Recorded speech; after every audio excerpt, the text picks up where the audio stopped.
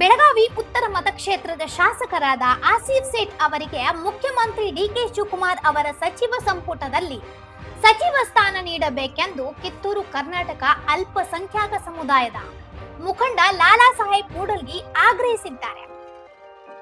ಮಂಗಳವಾರದಂದು ಬೆಳಗಾವಿಯಲ್ಲಿ ಸುದ್ದಿಗೋಷ್ಠಿಯಲ್ಲಿ ಮಾತನಾಡಿದ ಅವರು, ಬೆಳಗಾವಿ ಜಿಲ್ಲೆಯ ಮುಸ್ಲಿಂ ಸಮಾಜದ ಏಕೈಕ ಶಾಸಕರಾದ ಆಸಿಫ್ ಸೇಠ್ ಅವರಿಗೆ ಸಚಿವ ಸ್ಥಾನ ನೀಡಬೇಕು ಎಂದು ಹೇಳಿದರು. ಜೊತೆಗೆ ಮಾಜಿ ಸಚಿವ ಸತೀಶ್ ಜಾರಕಿಹೊಳಿ ಅವರಿಗೆ ಮುಖ್ಯಮಂತ್ರಿ ಹಾಗೂ ಕೆಪಿಸಿಸಿ ಅಧ್ಯಕ್ಷ ಸ್ಥಾನ ನೀಡಬೇಕೆಂದು ಕೂಡ ಒತ್ತಾಯಿಸಲಾಗುವುದು ಎಂದರು. ಆಸಿಫ್ ಸೇಠ್ ಅವರಿಗೆ ಸಚಿವ ಸ್ಥಾನ ನೀಡುವ ಕುರಿತು ನಿಯೋಗ ಕೊಂಡೊಯ್ಯಲು ನಿರ್ಧರಿಸಲಾಗಿದೆ ಎಂದು ಅವರು ತಿಳಿಸಿದರು. ಇಲ್ಲಿ ಸೇರಿದಂತ ಎಲ್ಲ ಮಾಧ್ಯಮದ ಮಿತ್ರರಿಗೆ ಸ್ವಾಗತವನ್ನು ಕೋರುತ್ತಾ, ನಮ್ಮ ಕರ್ನಾಟಕದ ನಾಳಿನ ದಿನ ಒಂದು ಸುದಿನ ಅಂತ ಭಾವಿಸುತ್ತಾ, ನಾಳೆ ನಮ್ಮ ಕರ್ನಾಟಕದ ಹೊಸ ಮುಖ್ಯಮಂತ್ರಿಯಾಗಿ ಡಿ ಕೆ ಶಿವಕುಮಾರ್ ಅವರು ಪದಗ್ರಹಣವನ್ನು ಮಾಡಲಿಕ್ಕಿದ್ದಾರೆ. ಅವರಿಗೆ ಶುಭವಾಗಲೆಂದು ಎಲ್ಲ ಮುಸ್ಲಿಂ ಜಮಾತ್ ವತಿಯಿಂದ ಹಾರೈಸಿ, ಹಾಗೂ ಕಿತ್ತೂರು ಕರ್ನಾಟಕ ವಿಭಾಗದ ಮುಸ್ಲಿಂ ಜಮಾತ್ ವತಿಯಿಂದ ಹಾರೈಸಿ, ಅದೇ ರೀತಿ ಕರ್ನಾಟಕದ ಎಲ್ಲ ಮುಸ್ಲಿಂ ಬಾಂಧವರಿಂದ ಅವರ ಮುಖ್ಯಮಂತ್ರಿ ಸ್ಥಾನಕ್ಕೆ ಆಶೀರ್ವಾದ ಎಲ್ಲ ಮುಸಲ್ಮಾನ್ ಬಾಂಧವರು ಇರಲಿ ಅಂತ ಹಾರೈಸುತ್ತಾ, ನಾವು ಇಲ್ಲಿ ಸೇರಿರುವುದೇನಪ್ಪ ಅಂತಂದ್ರೆ,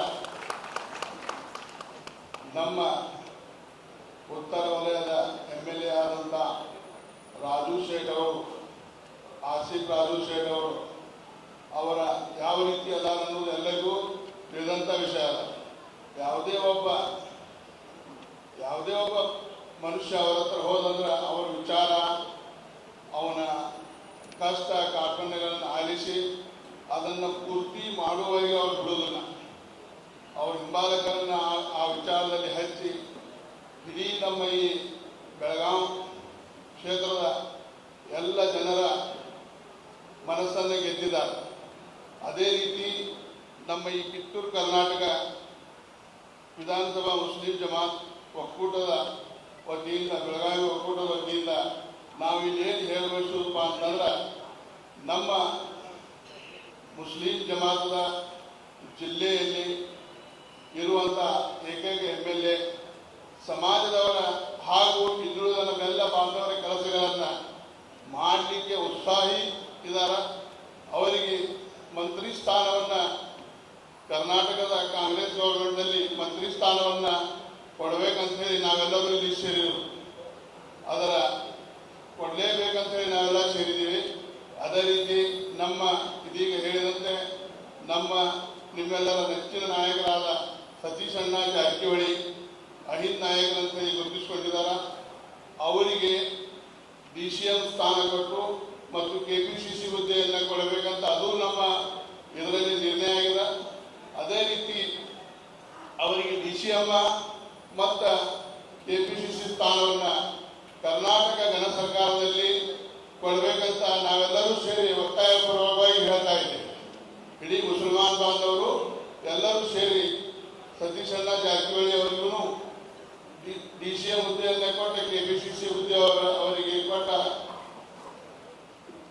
ಕರ್ನಾಟಕ ಕಾಂಗ್ರೆಸ್ ಗೌರ್ಮೆಂಟಲ್ಲಿ ಅವರಿಗೆ ಉನ್ನತ ಸ್ಥಾನವನ್ನು ಕೊಡಬೇಕಂತ ನಾವು ಆಶಿಸಿದ್ವಿ. ಕೊಡ್ತಾರಂತೂ ನಾವು ಭಾವಿಸಿದ್ವಿ ಎಲ್ಲ ಮುಸಲ್ಮಾನ್ ಬಾಂಧವರು. ಅದೇ ರೀತಿ ಇಲ್ಲಿ ಈ ಸೇರಿರುವಂಥ ಎಲ್ಲ ಕಿತ್ತೂರು ಕರ್ನಾಟಕದ ವಿಭಾಗದ ವತಿಯಿಂದ ಎಲ್ಲ ಮುಸಲ್ಮಾನ್ ಬಾಂಧವರು ಇದನ್ನು ನಾವು ಹೇಳಲಿಕ್ಕೆ ನಮ್ಮ ಸತೀಶ್ ಅಣ್ಣ ಜಾರಕಿಹೊಳಿ ಅವರ ಹತ್ರ ಒಂದು ನಿಯೋಗವನ್ನು ಕೊಂಡೊಯ್ಯುವ ನಿರ್ಧಾರವನ್ನು ಮಾಡಿದ್ದೀವಿ.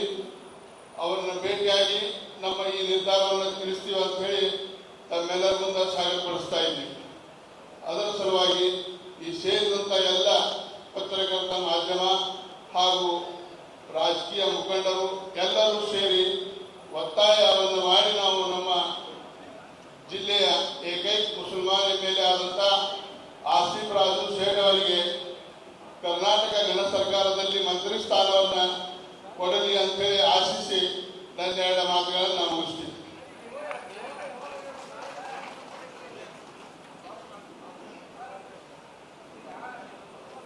ಎಸ್ ಎಂ ಕೃಷ್ಣ ಅವರ ಅವಧಿಯಲ್ಲಿ ರಾಜ್ಯದಲ್ಲಿ 5 ಮುಸ್ಲಿಂ ಶಾಸಕರಿಗೆ ಸಚಿವ ಸ್ಥಾನ ನೀಡಲಾಗಿತ್ತು ಎಂದು ಅವರು ನೆನಪಿಸಿದ್ರು.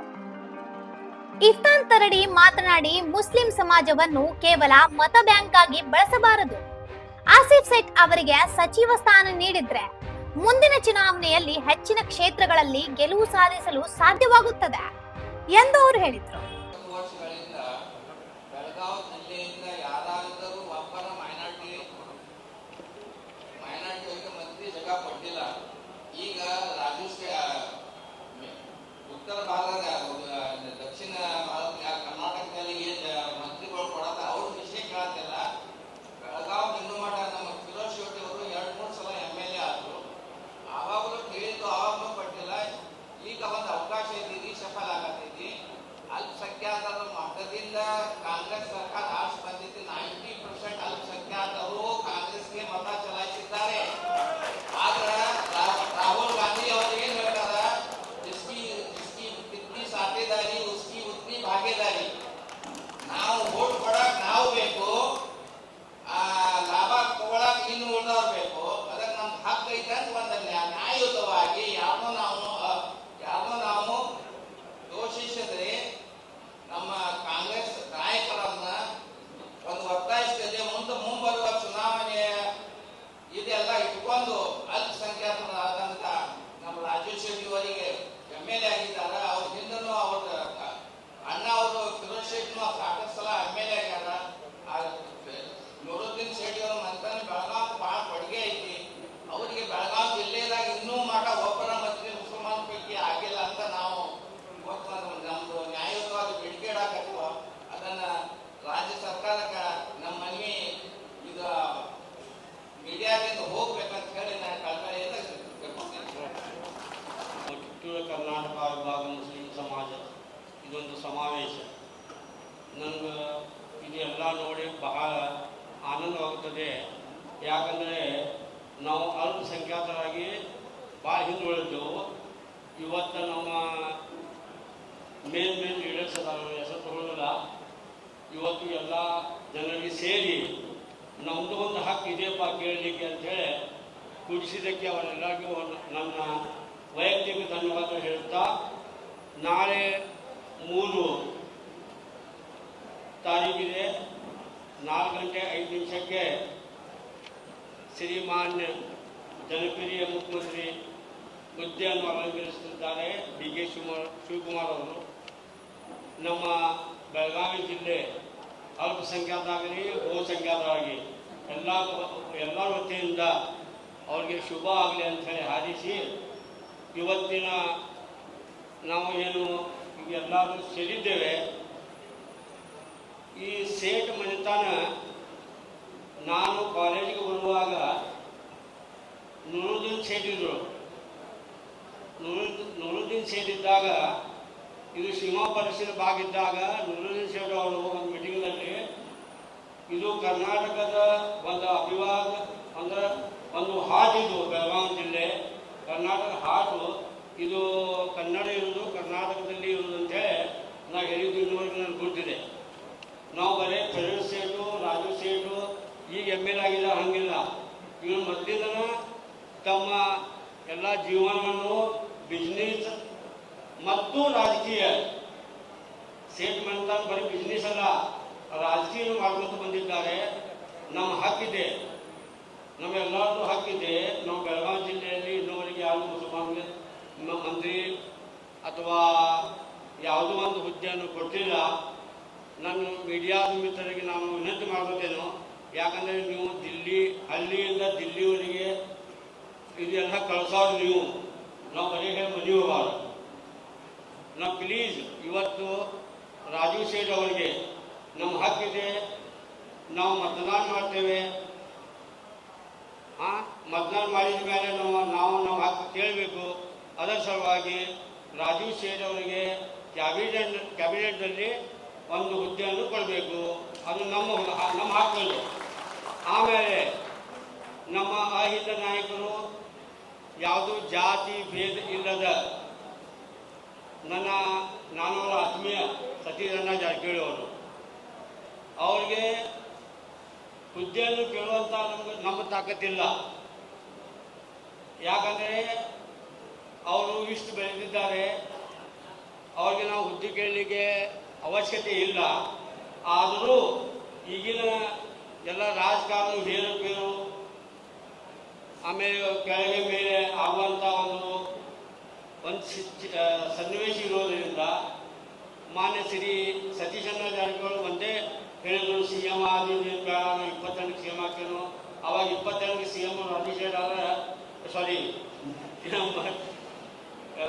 ಜಾರಕಿಹೊಳಿ ಸಾವ್ಕಾರ ಸತೀಶ್ ಸಾವ್ಕಾರ 28ಕ್ಕೆ ಸಿ ಎಂ ಆದ್ರೆ ನಮ್ಮ ರಾಜು ಸೇಟ್ 1% ಮಿನಿಟ್ ಆಗ್ತಾರೆ. ಅದೆಲ್ಲ ಗ್ಯಾರಂಟಿ ಇದೆ.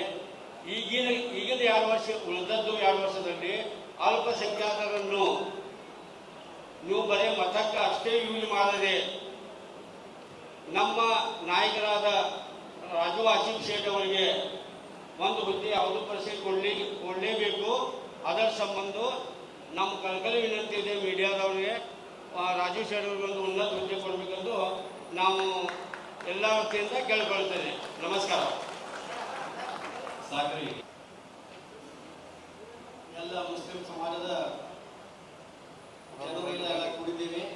ಉದ್ದೇಶ ಏನೆಂದರೆ ನಮ್ಮ ಬೆಳಗಾವಿ ಉತ್ತರ ಭಾಗದ ಶಾಸಕ ಆಸಿಫ್ ರಾಜು ಸೇಠ್ ಇವರಿಗೆ ಸಚಿವ ಸ್ಥಾನ ನೀಡಬೇಕು. ಅವ್ರಿಗೆ ಯಾಕೆ ನೀಡಬೇಕಂದ್ರೆ ರಾಜು ಸೇಠ್ ಒಂದು ಮುಸ್ಲಿಂ ಸಮಾಜದ MLA ಆದರೂ ಕೂಡ ಪ್ರತಿಯೊಂದು ಸಮಾಜ ಕೂಡ ಅವರ ನಡೆ ನುಡಿ ಒಂದು ಉದಾಹರಣೆ ಏನಂದರೆ ಕೋವಿಡ್ದಲ್ಲಿ ಆಸಿಫ್ ಶೇಖ್ ಅಂತ ಮಾಡಿರತಕ್ಕಂಥ ಒಳ್ಳೆಯ ಕೆಲಸ ಇಡೀ ಜಿಲ್ಲೆ, ಇಡೀ ಕರ್ನಾಟಕದಲ್ಲಿ ಅತಿ ಉತ್ತಮ ಒಂದು ನಾಯಕರಂತ ಭಾವಿಸುತ್ತೇನೆ. ಮತ್ತು 2024ರ ಲೋಕಸಭಾ ಚುನಾವಣೆಯಲ್ಲಿ ಚಿಕ್ಕೋಡಿ ಹಾಗೂ ಬೆಳಗಾವಿ 2 ಲೋಕಸಭೆಯ ಚುನಾವಣೆಯಲ್ಲಿ ಅವರು ಉತ್ತಮ ಸೇವೆಯನ್ನು ಮಾಡಿದ್ದಾರೆ. ಹಾಗೂ ನಮ್ಮ ಚಿಕ್ಕೋಡಿ ಪಾರ್ಲಿಮೆಂಟ್ನಲ್ಲಿ ಪ್ರತಿಯೊಂದು ಕ್ಷೇತ್ರಕ್ಕೆ ಬಂದು ಪ್ರಿಯಾಂಕಾ ಜಾರಕಿಹೊಳಿ ಅವರಿಗೆ ಬೆಂಬಲ ವ್ಯಕ್ತಪಡಿಸಿ ನಮ್ಮ ಮುಸ್ಲಿಂ ಸಮಾಜದಲ್ಲಿ ಏನು ಆಡಳಿತರಿದ್ರಿ ಅದಕ್ಕೆ ಸಜೆಷನ್ ತೆಗೆಯುವಂತ ಕೆಲಸ ಮಾಡಿದ್ದಾರೆ. ನಮ್ಮ 18 ಕ್ಷೇತ್ರಗಳಲ್ಲಿ ರಾಜು ಸೇಠ್ ಒಬ್ಬರು ಶಾಸಕರಿದ್ದಾರೆ. ಇದಕ್ಕಿಂತ ಮುಂಚೆ ಅವರ ಹಿರಿಯರಾದ ಅಣ್ಣ ಫಿರೋಜ್ ಶೇಖ್ ಅವರಿದ್ರು. ಈಗೂ ಕೂಡ ಈ 3 ವರ್ಷ ಪೀರಿಯಡ್ದಲ್ಲಿ ಮುಸ್ಲಿಂ ಸಮಾಜಕ್ಕೆ ಒಂದು ಯಾವ ನಿಗಮಾಧ್ಯಕ್ಷರು ಕೊಟ್ಟಿಲ್ಲ ಇನ್ನುವರೆಗೆ. ಅದಕ್ಕೆ ದಯವಿಟ್ಟು ಒಂದು ಕಾಂಗ್ರೆಸ್ ಸರ್ಕಾರಕ್ಕೆ ನಮ್ಮದ ಒತ್ತಾಯ ಇದೆ, ನಮ್ಮ ವೋಟ್ ಬ್ಯಾಂಕ್ ಅಂತ ಅಡ್ಡ ನಮ್ಮನ್ನು ಯೂಸ್ ಮಾಡಬೇಡಿ. ದಯವಿಟ್ಟು ನಮಗೆ ಒಂದು ಉನ್ನತ ಸ್ಥಾನ ಕೊಡ್ಬೇಕಂತ ನಿಮ್ಮಲ್ಲಿ ಕಳಕಳಿ ವಿನಂತಿದೆ. ಮತ್ತು ನಮ್ಮ ನಾಯಕರಾದ ಅಹಿಂದ ವರ್ಗದ ಹೋರಾಟಗಾರ ನಮ್ಮ ನಾಯಕರಾದ ಸನ್ಮಾನ್ಯ ಶ್ರೀ ಸತೀಶಣ್ಣ ಜಾರಕಿಹೊಳಿಗೆ KPCC ಅಧ್ಯಕ್ಷ ಸ್ಥಾನ ಕೊಡಬೇಕು. ಅದರ ಜೊತೆಗೆ ಅವರಿಗೆ DCM ಹುದ್ದೆಯನ್ನು ಕೊಡಬೇಕಂತ ತಮ್ಮಲ್ಲಿ ಕೇಳಿಕೊಳ್ಳುತ್ತೇನೆ. ಇವು 2 ಸಕ್ಸಸ್ ಆದ್ರೆ ನಮ್ಮ ವೈಯಕ್ತಿಕ ಅಭಿಪ್ರಾಯ ಇದೆ, ನಾವು ಮುಂದಿನ ದಿನಗಳಲ್ಲಿ 15ರಿಂದ 16 ಶಾಸಕರ ಕಾಂಗ್ರೆಸ್ ಆಗ್ತಾ ಬೆಳಗಾವಿ ಜಿಲ್ಲೆಗೆ ಭಾವಿಸುತ್ತೇನೆ. ಇದನ್ನು ಮಾತಾಡಿ ಮುಕ್ತಾಯ. ಇಂಥ ಇನ್ನೂ ಅಪ್ಡೇಟ್ಗಳಿಗಾಗಿ ಫಾಲೋ ಮಾಡಿ ವಾಯ್ಸ್ ಆಫ್ ವೆನುಗ್ರಾಮ್ಗೆ.